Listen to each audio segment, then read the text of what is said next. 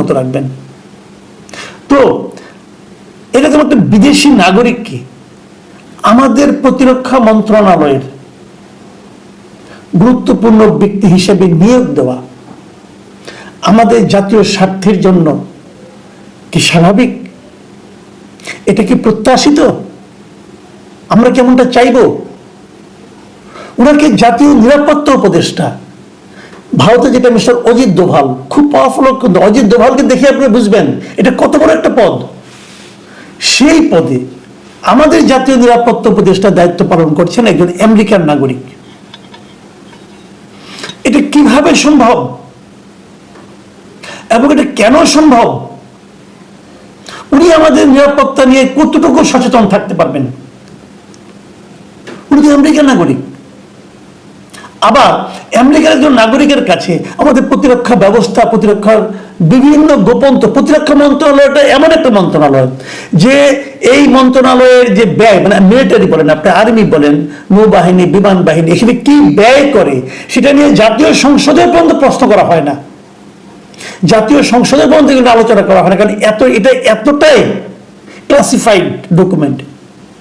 সেই classified document যেখানে থাকে সেখানে আপনি একজন বিদেশি নাগরিককে ঢুকতে দিচ্ছেন? ভাই, আপনারা পেয়েছেনটা কি? আপনারা কি শুরু করেছেন? আপনারা এই জাতিকে আর কত অপমান করবেন?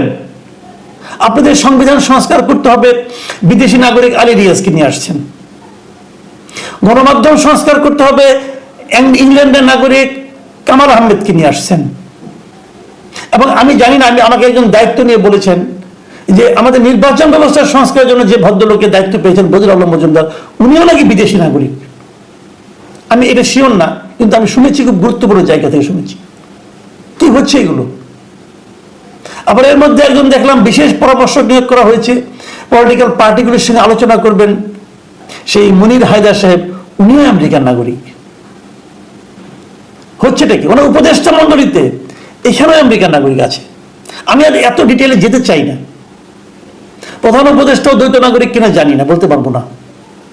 তো আমরা কিন্তু এতদিন, দীর্ঘদিন ধরে বলে আসছিলাম যে আমরা ভারতের অনেক লোক আমাদের দেশে আছে, তারাই নাকি সবকিছু নিয়ন্ত্রণ করে। আমরা এটাকে প্রতিবাদ করেছি, আমরা বলেছি এটা হওয়া উচিত না। বিদেশের একটা দেশের লোক আমাদের এখানে কেন আসবে?